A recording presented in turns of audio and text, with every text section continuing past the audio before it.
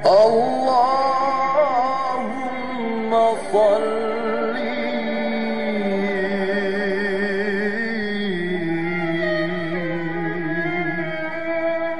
على محمد.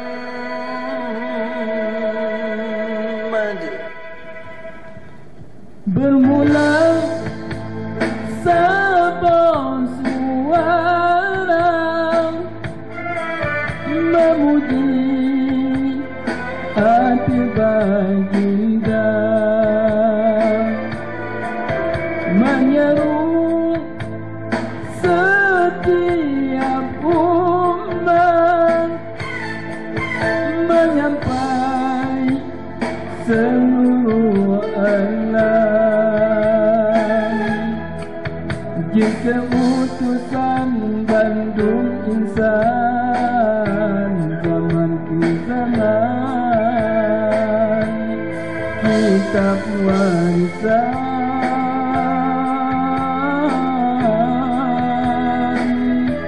Zulfi Perdana.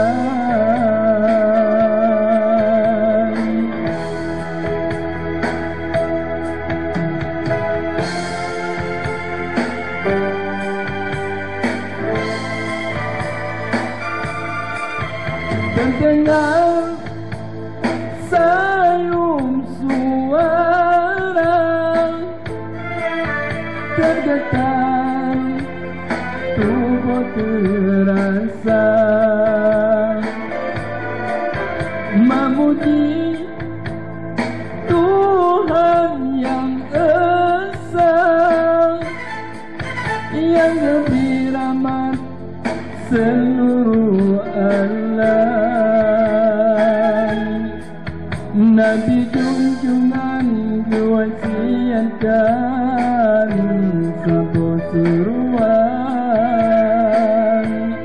kitab warisan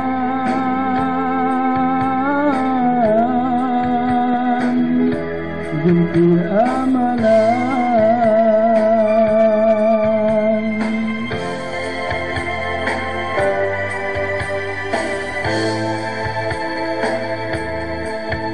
Bermula sebuah suara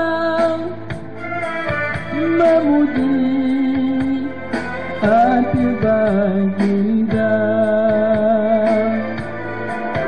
menyeru setiap umat, menyampai seluruh alam.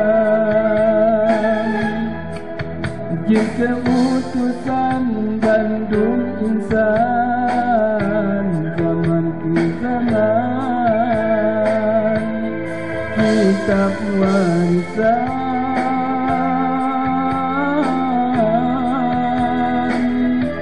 Zulfi Perdana.